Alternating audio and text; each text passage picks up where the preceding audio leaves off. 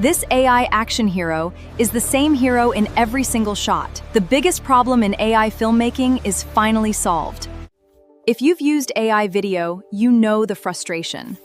You get one perfect shot, but the next render generates a completely different person. This ends with EdgeCut's Elements feature. It's like creating a digital actor you can cast in any scene with a perfectly locked identity. Here's how to create one.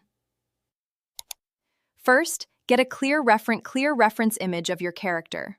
In your EdgeCut workspace, go to the Elements tab and upload the image. Give it a unique name using the @ symbol. We'll call ours @Cade. EdgeCut learns the face, and now he's saved forever. Now for the magic. In any prompt, just use that name.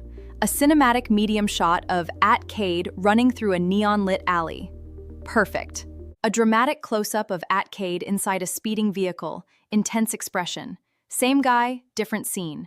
No mistakes. We used the VO 3.1 model to generate 5 different high-octane scenes. Just look at the consistency.